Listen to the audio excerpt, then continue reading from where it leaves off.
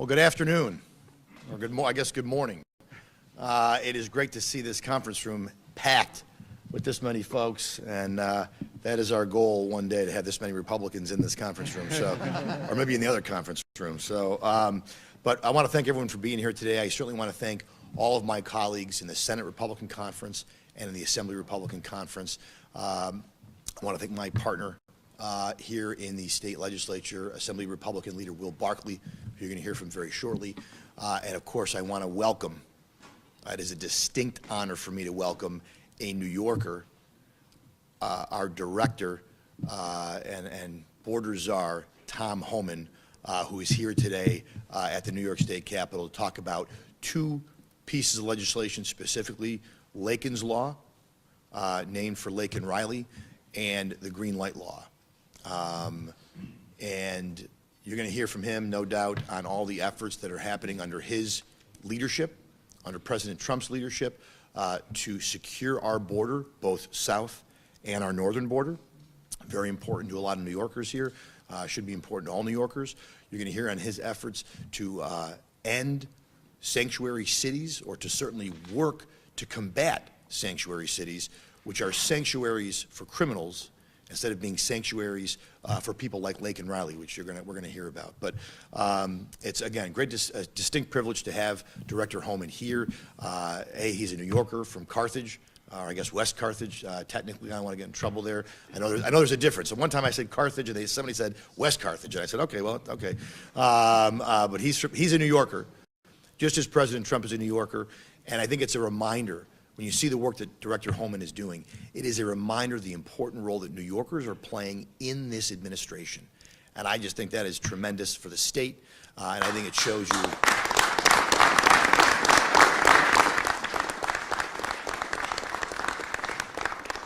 And who knows better sometimes the crazy policies of the far left than New Yorkers, right? Because we have to live them every day sometimes here. So. Again, I'll let my colleagues talk about Laken's Law, the details, Laken's Law, Green Light Law, but the real takeaway, and I know Director Homan, we had a talk beforehand, both of these laws work and they aim to restrict our law enforcement, our local law enforcement, from working with federal law enforcement, federal immigration officials who are tasked with enforcing existing immigration law. It puts our law enforcement, it puts them at greater risk. It actually, the Green Light Law makes it a felony for them to cooperate with ICE and our immigration officials, which is really just unconscionable and disgusting. To actually tell a law enforcement officer who takes an oath to the Constitution of the United States and the Constitution of New York that they will be the felon, they will be the bad guy if they cooperate or work with Director Homan. He's going to, I think about Mayor Adams, who no one wanted him removed until he started working to try to end some of the sanctuary madness in the city of New York. And Director Homan, again, might be able to speak to that as well. But Laken's Law, Laken Riley would be alive today if it were not for Jose Ibarra and sanctuary policies here in New York that released him. He should have been on a plane somewhere, and instead he went to Georgia and murdered Laken Riley. And the Green Light Law, I've talked to Border Patrol agents, I've talked to immigration agents. This law is making their jobs more dangerous. It's making it more impossible to do what they have to do to protect the people of New York State. It's not about driver's licenses. If that's what it was about, that's all it would be in the law. But it's all about handicapping our efforts to police and secure our border and to deport people who are here illegally. And we're talking about the most violent and worst people who are here illegally. Criminals, gang members, people that you wouldn't want in your community if they were legal, let alone being illegal. And so, again, these are two laws that our conference and the Assembly Republican Conference and the Senate Republican Conference have worked to get repealed and worked to get enacted. And obviously we haven't had a whole lot of success with this governor and with the Democratic majorities. But you know what? The cavalry is coming, whether it's Director Homan whether it's AG Pam Bondi or President Donald Trump, there's people at the federal level now, New Yorkers in some cases, who absolutely understand what needs to be done, and they're doing it, and this conference stands ready to work with them any way we can. So.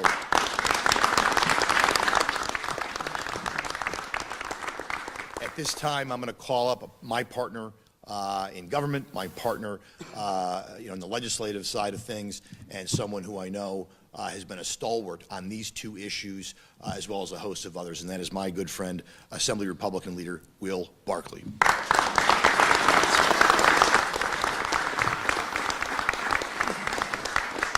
Thank you very much, Leader Ort. I appreciate the partnership that our conference had together, and I think it makes public policy, it makes us move and be able to push public policy when we work together. It's a great honor for me to be here with Director Homan. As Leader Ort mentioned, I like to take pride in this because I'm in Oswego County, which I think is kind of on the border of the North Country, but I consider myself North Country, and he's a fellow North Country person, so we're very proud of what he's doing for our country, and he's very happy to have him here today. You know, I look at this migrant issue sort of on two sides of the ledger. I look at one side, insanity, and one side, sane. And the fact that Biden administration opened the border, and I was writing this today, I was thinking, how many illegals came in during the Biden administration? I said first thousands. I'm wrong. It was millions. Millions of migrants flooded our country. So I'm so happy that we have President Trump and Director Homan now trying to bring sanity back to that policy. Here in New York, we have over 200,000 illegal migrants. It's cost all in about $12 billion. That's insanity. It's costing us to house and feed 220 approximately illegal aliens. The sanity is starting to recognize now that it can't continue to do that. Now, Leader Ort talked about the two bills, and I know we're going to have some of our members speak about it. The Green Light Bill gave undocumented immigrants the ability to obtain a driver's license, but doesn't allow national law enforcement to access DMV records. That's insanity. That's insanity.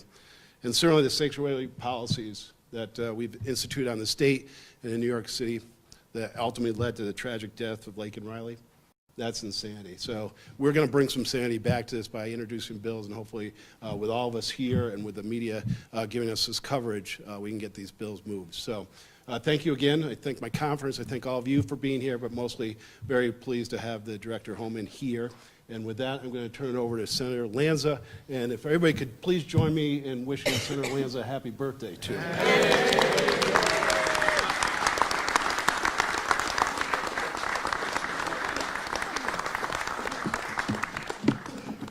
Good afternoon.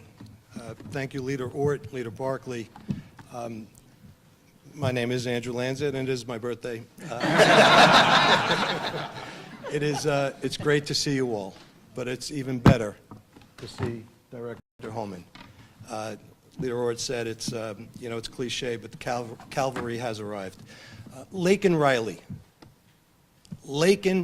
Riley, a beautiful 22-year-old nursing student, someone at such a young age who had already dedicated her life to helping her neighbors, to making the world better. Savagely murdered in the prime of her life on a college campus in America. When I saw that as a father, I was horrified, saddened, and disgusted. How did it happen? Her murderer came into this country illegally through President Biden's open border. He was caught. The Democrats released him. Got away with crime one. Made his way to New York. Why New York? Because radical Democrats in New York, like Governor Hochul and others, Bill de Blasio in New York City, before this present mayor, said, New York's a sanctuary. You're welcome. Make your way to New York. We're going to give you a free home, free clothes, free food, flat screen TV, cell phone, whatever you want. And don't worry, your neighbors, the people who are citizens here in New York, who are barely making ends meet, they'll pay for it all. So that's what he did. And then he was arrested for committing a crime in New York City. An unwelcome guest, but a guest here in our country commits another crime. He's arrested. ICE, federal agents, coming to get him. Sick, depraved leftist politicians in the state of New York said, hey, come with me, and opened the back door and secreted him out of New York. Made his way down to Georgia, and the rest you know. I think the people who did that have blood on their hands. Laken's Law. Here's what it says. And think about it when I talk to you about what it says. And ask yourself if you thought this was already the law. Laken's Law says that if someone is here illegally in our country and is arrested, in New York, law enforcement has to notify ICE. Makes sense. But they don't, and they won't without this law. If you're convicted in a court of law in New York, the court has to notify ICE. Makes sense, but they won't and they don't without this law. If you're released from prison in New York after being convicted, the court system needs to notify ICE. They should, but they don't and they won't without this law. Could you imagine that this is not what's happening already in the state of New York? That there are people that are more inclined to help people committing crimes who are here illegally than protecting their own citizens. Director Homan, on Staten Island, there's a beautiful building on Father Capodanno Boulevard. This government, together with some Bolshevik non-for-profit home for the homeless, kicked seniors and veterans out of their homes so that they could put people who are here illegally in that building. And again, everything paid by the taxpayers. Private security, room service. People across the street, citizens, working 2 jobs. They call it compassion, the leftist Democrats. It's not compassion, it's disgusting. It's insane. So what has their policy done? They call it sanctuary city. I call it a criminal hideout. Except you don't have to hide, because they'll protect you. 4 years, President Obama. I know we get numb to these numbers, but these are sons, daughters, brothers, sisters, mothers, fathers. 400,000 Americans lost their lives because of the fentanyl that came across that open border. 30,000 New Yorkers in those 4 years lost their lives. 30,000 of your neighbors died because of these compassionate sanctuary city, open border policies of the left. 30,000 of your neighbors are not with us anymore. Who else has come across that open border in the name of compassion? Terrorists, cartels, God knows who. God knows who. We know one of them took the life of a beautiful 22-year-old girl, a little more than a year ago.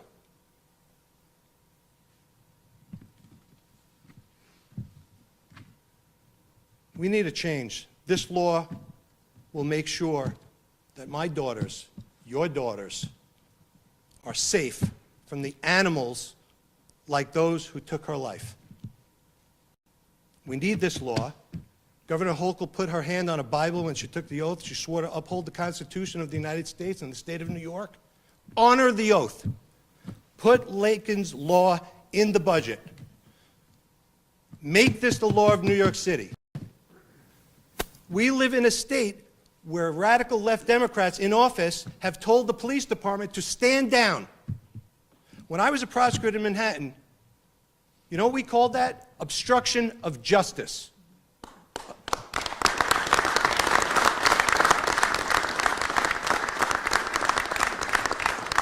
No one could be this incompetent, so we know it's part of their plan. But if we keep the pressure on them, maybe they'll see the light. I think there's a certain poetry in the fact that while New York radical left elected officials were a big part of the problem in this country, two native New Yorkers, President Donald Trump and Director Tom Homan, are going and are fixing it and are going to be the solution.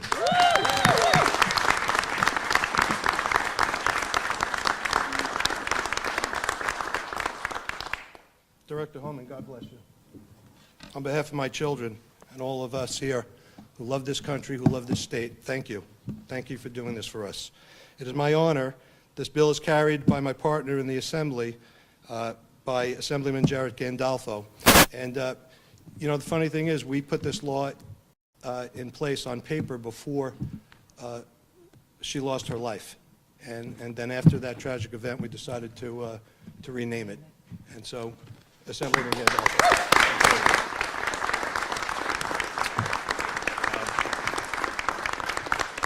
First, it's an honor to stand here with all my colleagues in both the Assembly and the Senate, those of us here who are fighting for sanity in this state.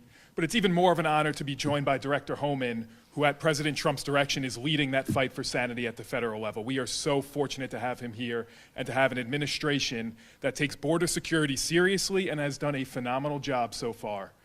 To date, the Trump administration has made great progress on border security, and Congress has passed and President Trump has signed the Laken Riley Act at the federal level. And what that does is prioritizes criminal illegal immigrants for removal from this country. Now it's time for New York to follow suit and to do its part and assist in the apprehension of these individuals.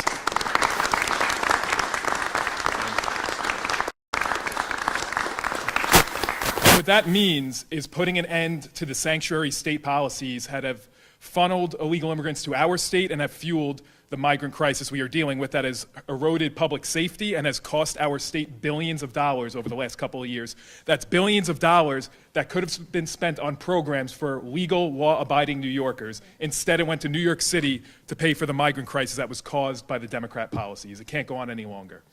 Now, Governor Hochul, she's had some tough rhetoric where she said, I think she would be the first one to call the federal government to remove criminal illegal immigrants. But Director Homan, I can't imagine your phone has been ringing off the hook from Kathy Hochul. So it is up to us here to do something, because as it stands now, all those sanctuary policies are still on the books. Executive Order 170 of 2017 established New York as a sanctuary state. This was put in place by our former governor, who's running for mayor now, but Kathy Hochul has had the authority to repeal that from day one. She didn't need the legislature, all she needs is her pen. And that's an issue. She can do that today, she can do it tomorrow, but she hasn't and she won't.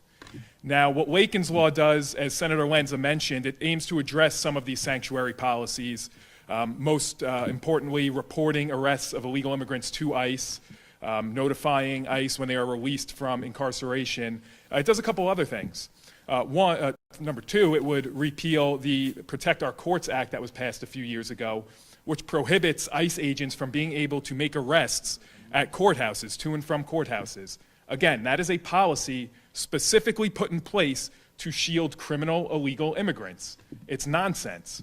The other point of it is it would restore a maximum penalty of 365 days for Class A and unclassified misdemeanors, which a couple of years ago, Assembly Democrats and Senate Democrats, signed by Governor Cuomo, reduced the penalty by 1 day to make it 364 days to prevent illegal immigrants who are committing these crimes from being flagged for deportation by the federal government. And now some of these are pretty serious crimes. A Class A misdemeanor in New York is sexual misconduct, resisting arrest, assault in the third degree. Why on earth are we protecting those kinds of people from the federal government? Those people should be the first on the list to be sent back home and be no longer enabled to endanger New Yorkers. And again, I am so happy we have Director Homan here, who's going to talk about this a little more, and the importance of some cooperation between our state and ICE. We have to put an end to these sanctuary policies. It can't go on any longer. It is out of step with what everyday New Yorkers want to see from their state government. We have to get rid of those sanctuary laws, including the Green Light Law, which my colleague from the Senate, Senator Dan Steck, is going to talk a little bit more about right now. So, Senator.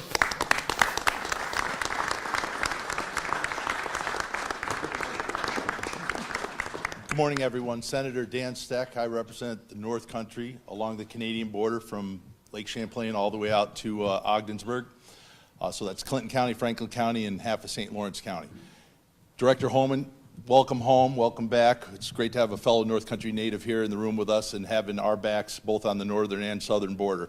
Absolutely delighted to talk about the Green Light Bill. In 2019, one of the first acts after one-party rule came into effect after the 2018 elections, chomping at the bit, Albany Democrats couldn't wait to start their agenda. So in 2019, they put into place a law that they pitched as, well, this will just allow illegal immigrants to get driver's licenses that are indistinguishable from the rest of ours to law enforcement or anyone that's looking at them. You can't tell the difference, so that they don't feel pressure and they can go to work and they can contribute to the economy. That was their stated argument.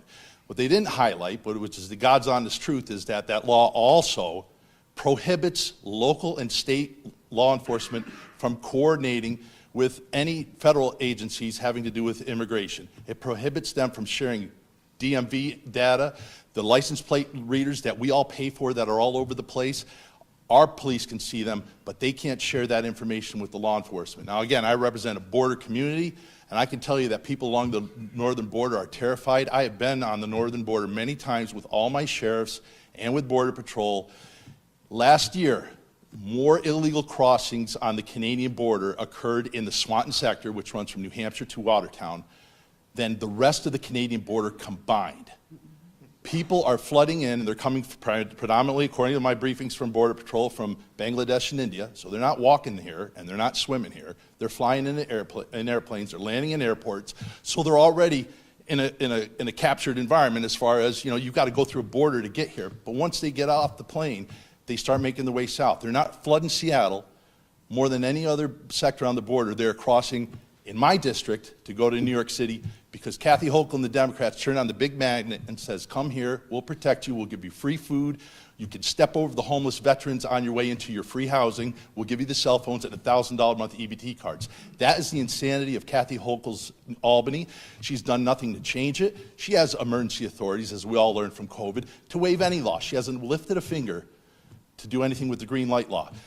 Last fall, first week of school in northern Clinton County, 9 immigrants stopped a school bus at a school bus stop, banging on the door because they wanted to ride into town. I'm pretty sure the yellow school bus is internationally known. But these are parents putting on elementary school kids the first week of school onto, and that's their memory, their cherished memory of first day of school in Clinton County was being accosted by illegal immigrants at our border, at a bus stop. It's absolutely insane. So in 2021, after a conversation I had with the sheriff of Clinton County, Dave Fabro, he said, you know, why don't we at least exempt the border counties so that we can talk to our partners in green and do something about this. Great idea. Wrote a bill, bill's in, it's carried by my friend and colleague, fellow North Country native Scott Gray, who you're going to hear from in just a second. It would simply allow, it would waive the Green Light Law, and it would allow, again, that communication. That we are asking, the Albany Democrats are requiring by law our federal partners to operate blind. They're literally holding their hands over our law enforcement on the northern border. And again, the most heavily trafficked, illegally crossed, you're talking drug traffickers, human traffickers, you're talking fentanyl traffickers, gun runners, everything you got. They're back and forth between Montreal and New York City, my district. And Kathy Hochul's done nothing for it. So again, this bill would repeal the Green Light Bill and restore some sanity, and again, make New York safe again. Tom Homan, thank you so much for your leadership and for being here today. It's a delight to be here. And again, I'll call up all of our friends, and your good friend, Scott Gray, to talk about his end of the bill. Thank you.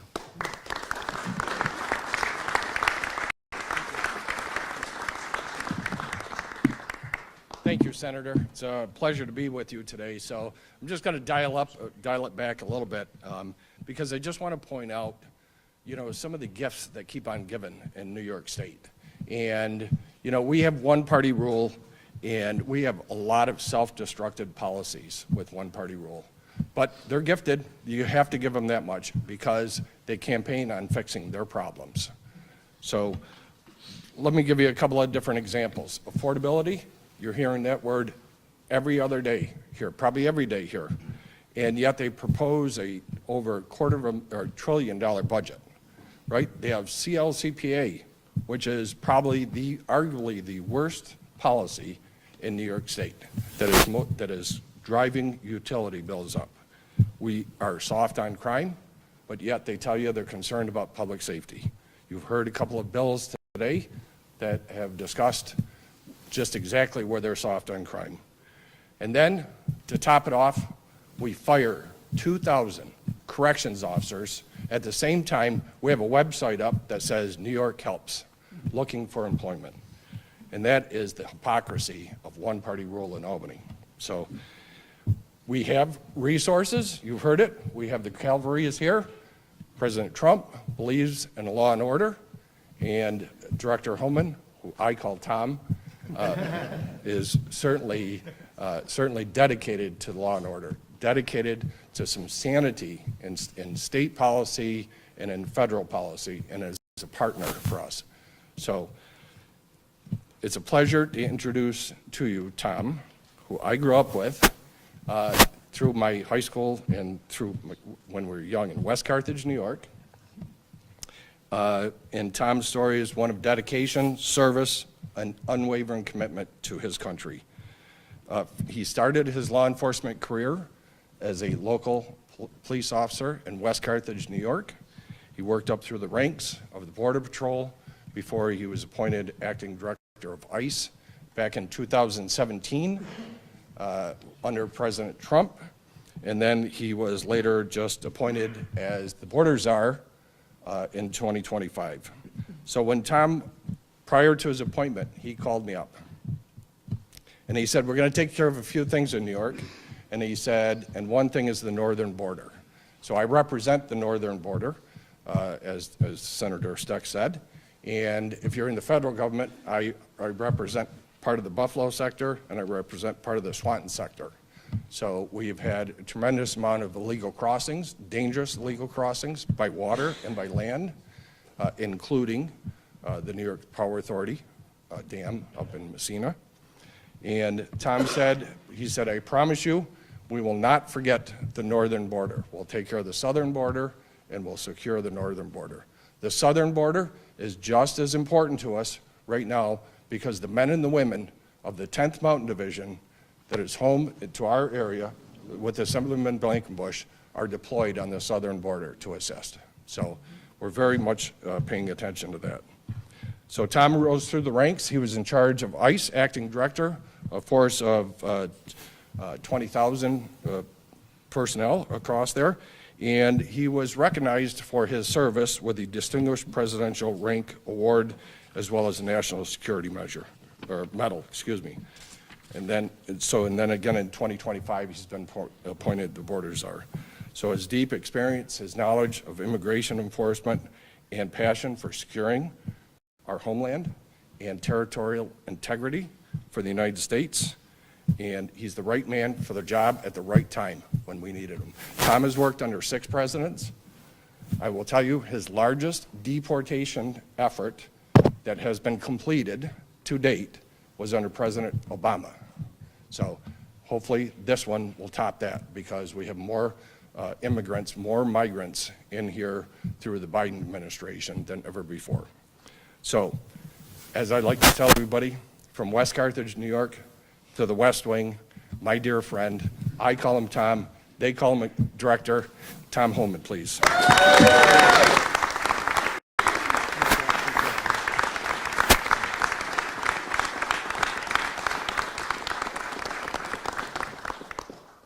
Well, before I start,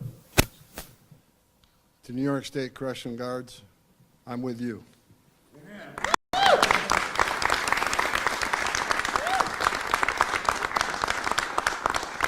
I'm not on my lane a little bit, but these men and women stand behind the wire with some of the most dangerous people in this state. And I think they should be honored and respected for the difficult job that they do every day.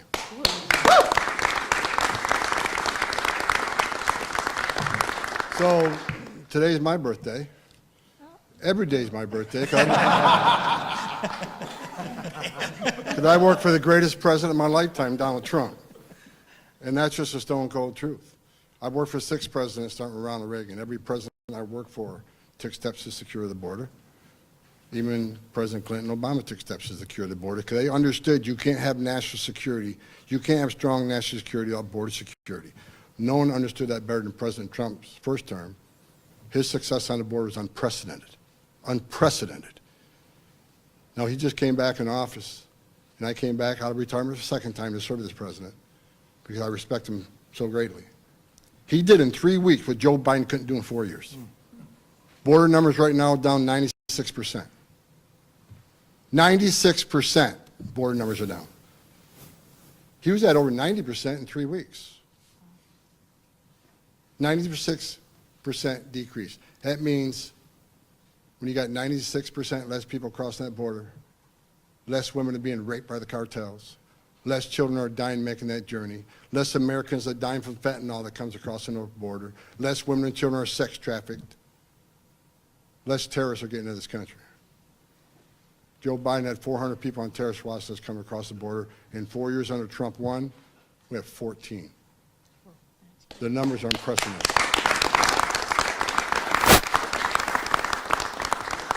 And before I get to the green light law, let me set the facts straight, because I'm reading a lot of stuff in newspapers that just simply isn't true. President Trump promised the biggest deportation operation in the history of this nation. That's the right thing to do. It has to be done. Let me explain why. We had millions of people come to our border, make claims of asylum, demand the right to due process, the right to see a judge, and they were provided that.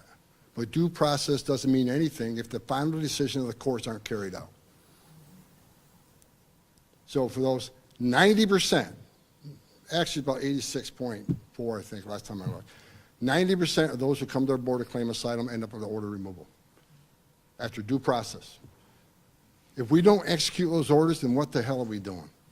Shut down immigration court doesn't mean anything anymore. Take the border patrol off the border, there's no consequences. No, when you have a mass migration such as this, where 9 out of 10 will get order removal, they have to be removed. Because if you don't, you send a message to the whole world, you can enter our country illegally, which is a crime,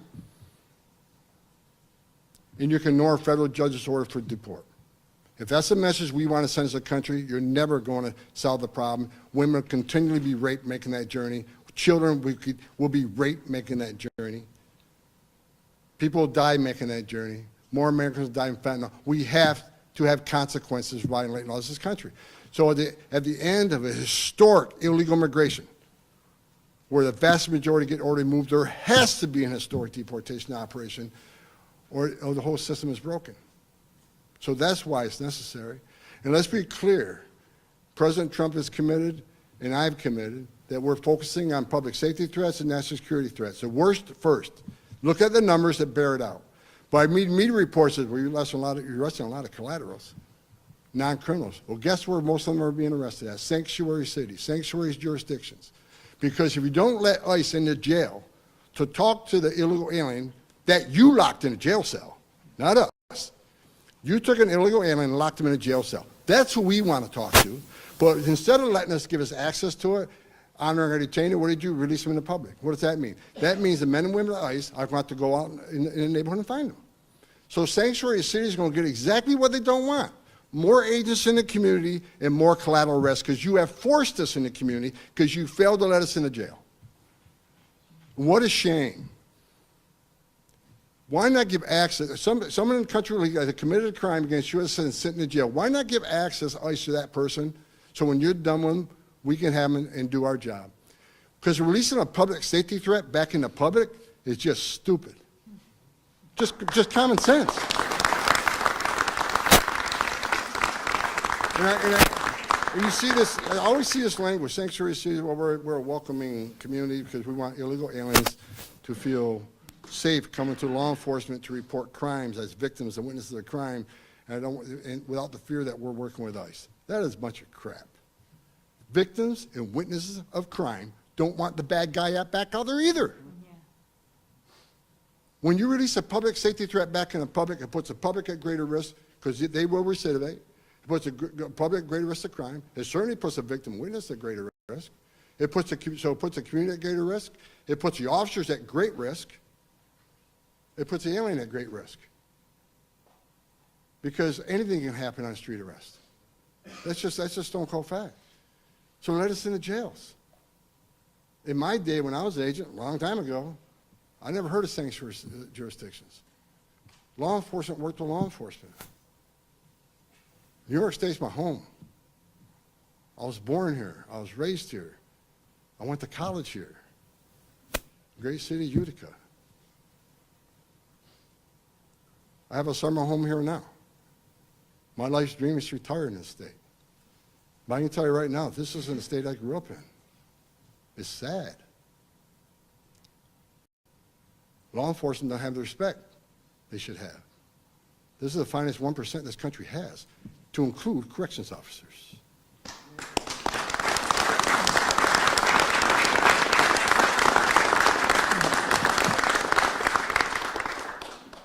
I'll say it again, President Trump's the greatest president of my lifetime. As the guy who's fought border security my whole life, as the guy who stood in the back of a tractor trailer and 19 dead aliens who baked to death, including a 5-year-old little boy. As a guy who's talked to young ladies as young as 9,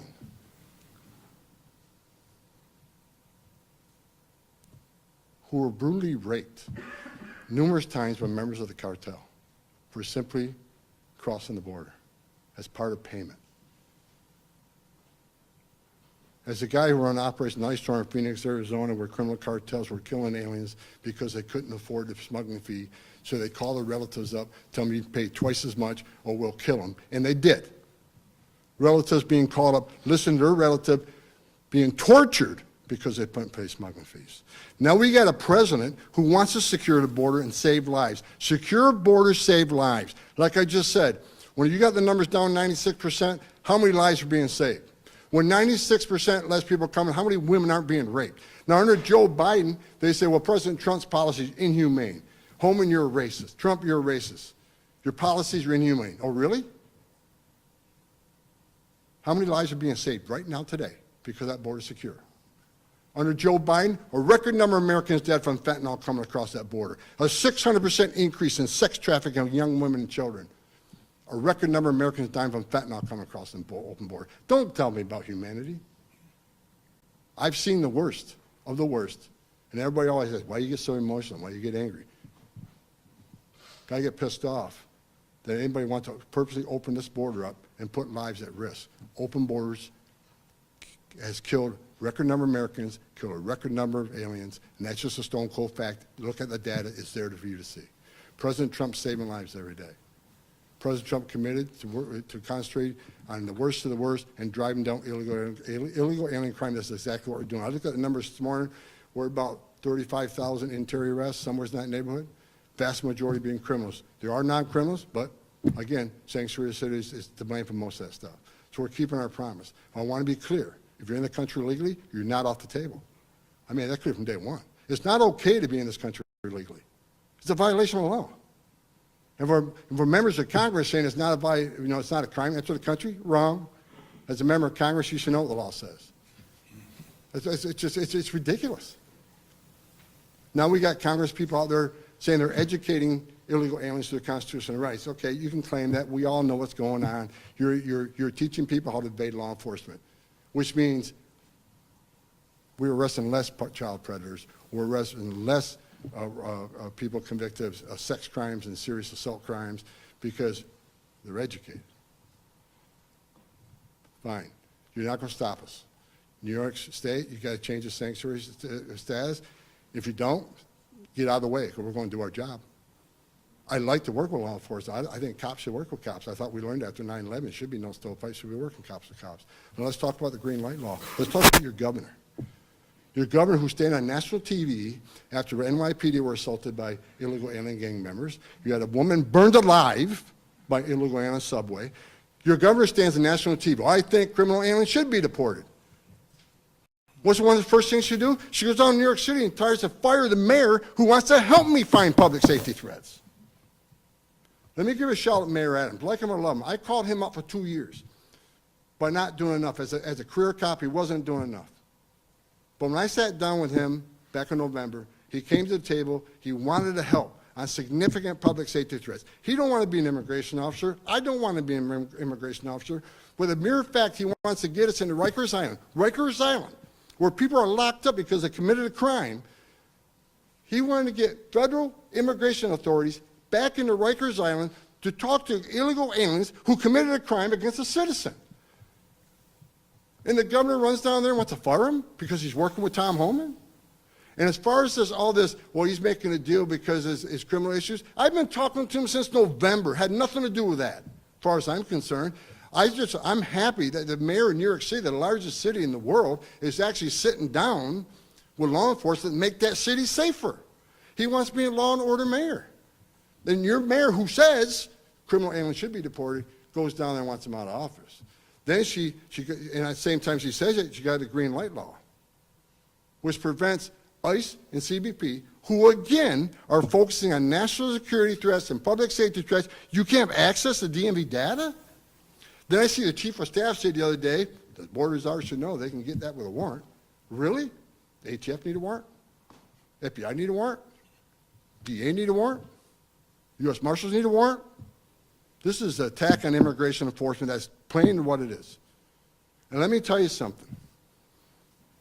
In my 40 years doing this job, I buried enough Border Patrol agents, I buried enough ICE agents. When you don't give access to important data that helps drive a criminal investigation, to help them to identify exactly who this person is, you're putting their life at risk. The men and women of the Border Patrol, men and women at ICE, they strap a gun to their hip every day, they put a Kevlar vest on, they put their lives on the line. We just lost one in Vermont a few weeks ago.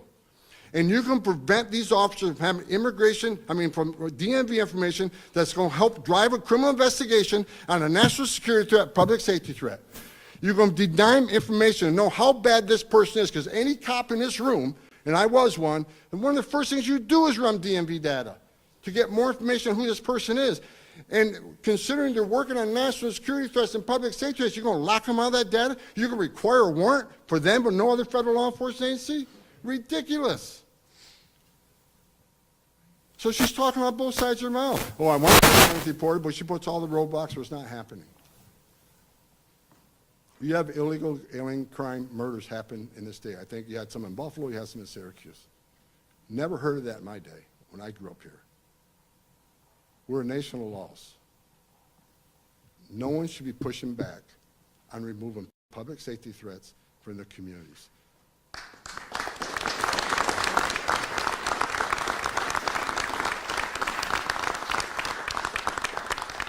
And get this.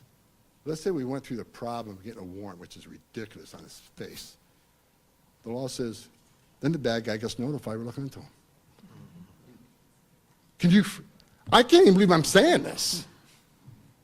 Utterly ridiculous. You're going to notify the bad guy that he's being investigated.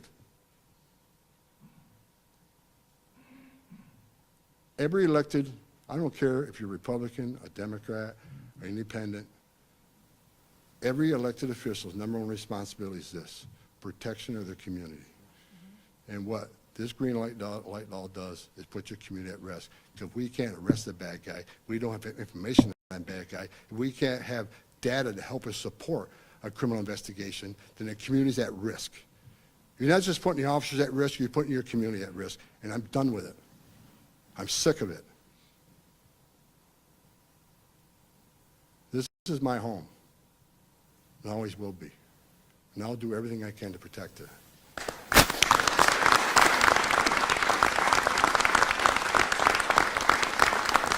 And as Scott says, you got to tell people like I grew up on the northern border.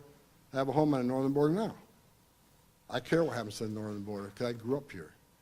So Scott was right. Northern border is not being ignored. President Trump's committed to securing the southern border. We got record security now.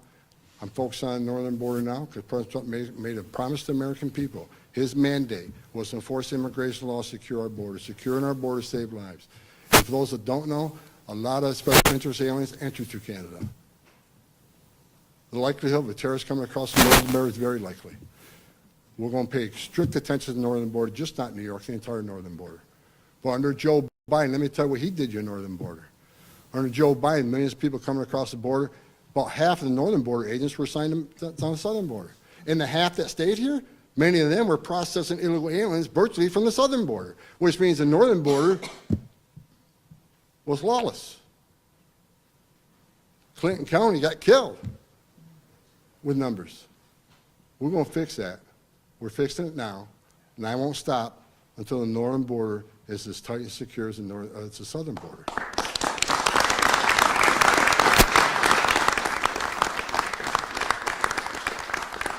So I'll end with this. I love my job because we're saving lives. And I work for a president who wants to save lives. I work for a president committed to make this country safe again. And that's exactly what we're doing. You want to hate on me? Hate on me. I eat it up. Because I know what I'm doing. And if anybody in the media or anybody that doesn't support this president and his mission, wear my shoes for 35 years and see the tragedies I've seen. I'm sick of it. Laken Riley, God bless her. Listen to 17 minutes of that young lady. 17 minutes fighting for her life. She didn't want to die. That young girl fought for her life. Can you imagine? And why don't you she just didn't die. I want you to think about something. Put your daughter in her shoes, or your sister, or your mother. Think how terrified her last minutes of life were like while she's suffering, fighting just to survive. Laken Riley's one out of many. I've met hundreds of angels and moms and dads who buried their children. You know, I always hear all the time, family separation, Homan's the godfather saying family separation. Let me be clear. Zero tolerance is about saving lives. Because we figure we start prosecuting people who violate the law and put the children in harm's way, maybe they stop coming. And they did. Numbers went down. It's unfortunate families got separated. But it happens to American families every day. It's going to happen in Albany today that an American family will be separated by law enforcement because the child can't go to jail with a parent. But you want to talk about family separation? 500,000 children on Joe Biden were trafficked into this country. They can't find 300,000 of them. That's a separation. But you know what President Trump's committed? We're going to find them, and we're going to save them, because many of these children are in forced labor, many of these children are in forced sex slavery. We're going to save them. This administration. What is,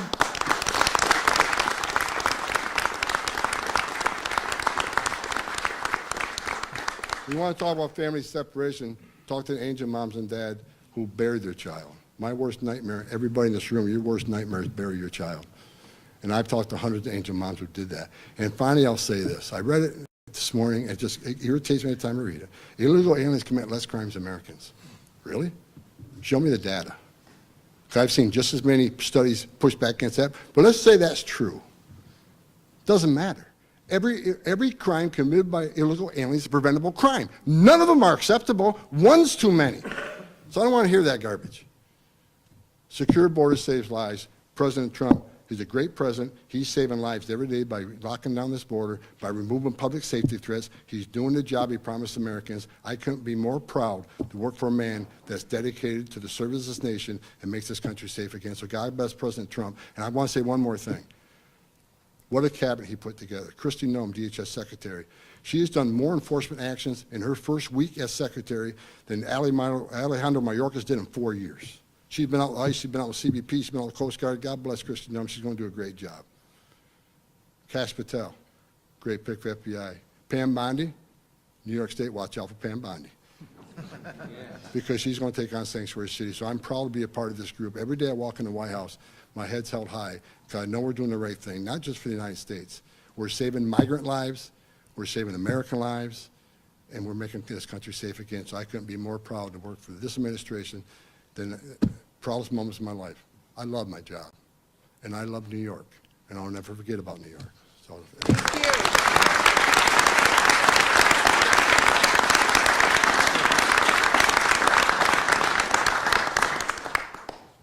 good? All right, questions? New York 1, Bernadette. Hi, Mr. Homan, Bernadette from New York 1. Question about the pro-Palestinian protester who was arrested.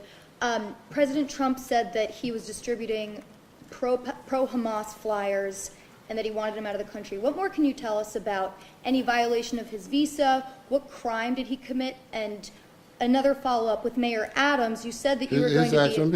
His actions are directly contradictory to the United States foreign policy. That's a Secretary of State. That's a charge on the Secretary of State. We consider him a national security threat. when you're on campus and they say, and I hear freedom of speech, freedom of speech, freedom of speech. Can you stay in a movie theater and yell fire? Can you slander somebody verbally? Free speech has limitations, but when you go to a college campus, you incite protesting and locking down and taking over buildings and damaging property and handing out leaflets for Hamas, who is a terrorist organization. Coming to this country either on a visa or becoming a resident alien is a great privilege, but there are rules associated with that. You might be able to get away with that stuff on the last administration, but you won't under this administration. New York Post, Vaughn. Just Go ahead. can I just do a follow-up quickly? With Mayor Adams, you said that you'd be watching him and making sure that he would comply with whatever it is that you discussed. Are you getting a progress report from City Hall? Do you think he's doing a good job in following up with you? We're in discussions right now. How do you like what he's been doing since you met? What have you He's seen? made What's great tangible? commitments. We're already working on some things. I can't share it all with you right now because until we get a signed agreement, I don't want to comment on it. I'm not going to give anybody credit until I get something on paper, but we're meeting again this week. New York Post, Vaughn. Sir, you mentioned the green light law, the executive order in place that governs a lot of the state's sanctuary policies. Both of those things were put into place by former Governor Cuomo, of course, running for New York City mayor. Does the former governor have any place in New York politics, in your opinion, given these things? If he supports sanctuary laws, no. I don't think so. Every elected, it made it clear, every elected official should want to do everything they can legally to make sure public safety threats are removed from the community. If he doesn't support that, I don't support him. I mean, it's just, there's no excuse for someone being in the country legally to commit a crime and not being handed over to ICE. I don't understand it. It's just, you know, they're here in violation of law. That's not okay, first of all. And a lot of the people we're looking at, they're just not criminals.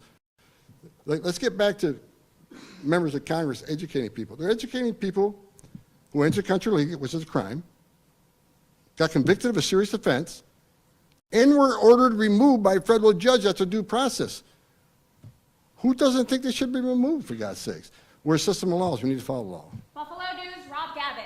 Hi, I just want to ask, a few months ago, there was some talk that there could be a situation where your department would be looking to keep cars with New York license plates from re-entering the country, you know, at the a border, you know, if there was not compliance with sharing information. Is that something that's under consideration No, still? I made that comment comparing what I just said. How would she feel if we did that? Just made a decision that hurt New Yorkers. How would she feel? It's just, you know, so that was what I brought up. She can do this hurt law enforcement, which I think hurts New Yorkers and makes this state less safe. How would she feel if we just locked out NCIC from all the New York State law enforcement? The feds own the NCIC. Why would we lock that out? While I was making this comparison, she makes the decision, puts her state at great public safety risk and puts her officer at great risk. What if I did the same thing, or this administration did the same thing? You know what? We won't, because we want to protect New Yorkers. Follow-up, what is the border situation now at Buffalo as compared to the Swan sector? The numbers are down about 68%. Jason. Not 96%. We still got to get there, but like I said, we had to put the resources where the fires were. The biggest fires were down south. We're 96% down. Northern border is about 68%, depending on what sector you looked at. We got more work to do. We're a hell of a lot lower than we were in the last administration. Jason Politico, New York. Mr. Homan, since you're not going to, consider barring these New York drivers from re-entering the U.S., I know there's a lawsuit against Hopewell and the state, but what else? Now, first of all, I didn't say we're not going to bar them. It says it's not under consideration this time, as far as I know. And what other measures are you planning to implement to get Hopewell to follow federal immigration policy? Are there other things you might be expecting? We're going to do our job despite this administration. We're going to go arrest public safety threats. We're going to go arrest national security threats. We'll double the man force here if we have to. Because rather than one officer arresting a bad guy in the jail, one officer arresting one bad guy, now I got to send the whole team because of officer safety concerns, community safety concerns to go look for this guy. Very inefficient, especially looking for people that want to be found. Which means what? Means we send more officers to New York to get the job done. Alex Galt, Watertown Times. Hi, Mr. Homan. Thanks for doing this. I wanted to ask, when it comes to fentanyl crossing the border, we've seen a relatively small amount coming in from Canada. At the same time, the president is talking about using tariffs against the Canadians to get concessions from them on border security and on reducing fentanyl coming into the country. What are you doing specific to drug enforcement along the border, and what would you like to see, considering how low the numbers Well, it's just not about fentanyl, too. It's about immigration. There's other things to consider. I'm working with members of Canada. I've met with them twice. I'm meeting with them again next week. We're working on it. Mexico, Canada's willing to come to the table and do some things. The president doesn't think they're doing enough. And I think the president has proven over and over again his negotiation skills are unmatched. I think he's going to get exactly what he wants. We'll have the most secure northern border in the history of this nation because of President Trump's negotiation with the country of Mexico. Mark Ronich. Thanks for coming to Albany. I wanted to ask you about since you're from West Hartford, you know about the Aquasasna Indian Reservation. That seems to be a hole because they're a sovereign nation where the illegal immigrants are coming through the Aquasasna Reservation. What can you do to plug that hole? That's one of the subjects we talked about Canada. That's one of the subjects I mentioned and talked to Canada about. We're putting together a plan to deal with that. I don't want to give. It's law enforcement sensitive. I don't want to tell you exactly what we're talking about. Canada, we specifically talked about the reservation and the danger it imposes. So we're working on a plan for that now. I can't share a lot with you kids. I don't want to show our hand, but it's got my attention. Again, I grew up here. I know what happens there. And Canada also realizes it's an issue. So we're working on a plan to deal with it. Kate Lisa Spectrum. Director, just curious if you contacted Governor Hochul's office and tried to get a meeting with her and if there was a response. No, she's got my phone number. She can call me. New York Times. Mr. Homan, do you expect, or are ICE removal operations right now off limits in shelters across the state, or do you expect that to change over time? And also, you've sort of spoken to this a little bit, but what do you make of, the city's policy of requiring a judicial warrant for ICE to go into certain locations? Is that obstructive? No, it isn't. It's terrible policy. And as far as the sense of location policy, we had our own sense of location policy, and we did away with it. I'm glad you brought that up because, people are saying, "Oh, ICE is going to raid schools. ICE is going to raid churches." It's just such crap. We're not going to raid churches. We're not going to raid schools. But however, we're going to be like every other state and local and federal law enforcement agencies. If there's an MS-13 gang member who's going to high school, and he's wanted for serious public safety violations, we're going to go in that school and arrest that MS-13 member if we know he's there. He's there right now. He's a public safety threat. We have a warrant. Let's go get him. We know where he's at so he doesn't get away. So it's not about raiding schools. It's not about raiding churches, but the left's pushing it, trying. We don't have to. No one instills fear in the immigrant community. Is the left, the Democrats. They instill fear. ICE is going to raid schools, and we got kids not going to school because they think their school's going to be raided. It's ridiculous. What about the shelters in the city? Is that an area you guys are staying away from right now, or do you expect to go into those at some point? We're going to enforce the law no matter where it is. Gotham. Next question. Mr. Homan, thanks for doing this. Yeah. Specifically, if Laken's law doesn't pass, if this lawsuit against the green light law goes nowhere, what are the different kinds of things you would consider doing? What are the other steps of courses of action you can do? And specifically with that pro-Palestinian student from Columbia, on his arrest papers, what exactly does it say in terms of the charge? I'm familiar with this exact charge. I can just tell you what my discussions have been with it, is that it's a direct violation of our foreign policy objectives. When you hand out leaflets, incite violence on the college campus, that's illegal. Being in this country with a visa or a resident alien card is a privilege, and you got to follow certain rules. Resident aliens get removed all the time when they commit certain crimes. So he's no different. And you're not going to be the only one.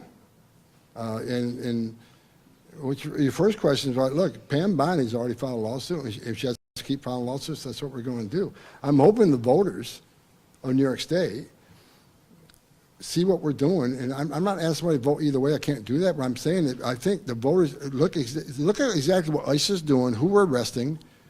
I think President Trump has a lot of support for what he's doing. The majority of Americans believe in removing criminal threats. And I think New York feels the same way. I don't know if your elected politicians do. I know the ones behind me do. But I'm hoping more and more we educate the American people exactly what we're doing, exactly who we're arresting. I think there's going to be pressure put on New York to do their common sense thing to protect the communities of the state. So I just want to make sure, you're not familiar with what the arrest charges are. I have not read the arrest report. I've been traveling, but I'm aware of the arrest. I'm aware of why he was arrested, and it's justified what happened to him. CBS, Tom Eshwin. Mr. Homan, you go down the street here in Albany, they're down dozens of police officers. Do you think local law enforcement has the resources to both cooperate with ICE and also conduct public safety for Americans that are committing crimes? Yes. Why? Because they want public safety threats out of their community too, and they're willing to work with feds to make that happen. Every time I go in New York City, I don't think I've ever seen an NYPD officer that didn't come shake my hand and thank me for what we're doing. They want to help. These officers, they don't get paid a lot of money, but they want to protect their community, and they know someone's here illegally, and they can help not only remove them from community, remove them from the country, make the community safer. They're all in. And I don't think it takes a lot of, rather than arresting the same guy 5 times, arrest him once, give him an honest, you don't arrest him anymore. I think it's going to relieve a lot of officers' time on the streets. And plus, we're talking about, again, I'm not asking the immigration officers, I'm talking about let us in your jail to arrest a bad guy in the jail. That way the PD's not dealing with him anymore when he goes out and recommits. So I think let's put it this way, I've never met a law enforcement officer that came to me and says he does not support the removal of criminal aliens. To make sure community's safer, and that's what they're all about. That's why they wear that badge, that's why they took that oath. Do you think the dismissal of the charges against Adams will make immigration enforcement easier in the city? It has nothing to do with anything about I don't know anything about his criminal investigations on my lane. I truly believe, I sat down with the guy, I saw a career cop in him really concerned about making New York City safer. And I'm going to be clear on this. Not every criminal in New York is an alien. Not every alien's a criminal. Public safety threat, but there's some that are. So I think he shares a feeling with me. If we meet New York safer by removing public safety threats that are in the country illegally, that's less he has to deal with. It makes the community safer. Every public safety threat, illegal alien we take out of New York City makes that city more safe. Last question, Times Union, Dan Clark. Over here. Hey, Mr. Homan. Hi. Thanks for coming here. Just to clarify with the governor, so has there been any communication between you and anybody in her administration? And second, She hasn't communicated with me. she hasn't communicated with you, and has your office reached out at all? No. And the mayor, you said that you're waiting, you're negotiating. Let's be clear, I'm doing nothing wrong. She is. Sure. On the signed agreement with the mayor, can you just kind of clarify what you're seeking there, like what it would take to get an agreement, I guess? Are you just seeking like a signed agreement on the Rikers? No, I want to get, look, the mayor's committed several things, getting us in Rikers Island and help me find 300,000 children, where many are going to be in New York City. Children that are in forced labor. Not all of them. Some of these children are going to be with families. It's perfectly fine. But look, I've done this for 40 years. I can guarantee you some of these are in forced labor. We've already found some in forced labor. ICE has already had investigation in meatpacking plants and other things. They found these children. We want to save the children. He equally is committed to finding children, and the immigration consequences will come later. But right now, many of these children are waking up, living a nightmare every day, and he's equally concerned that we save these children. So he's trying to do the right thing. I really truly believe he wants to make New York City safer, and you make New York City safer when you work with federal law enforcement partners, not lock them out like New York State's done. Great. Thank you, everybody. Thank you.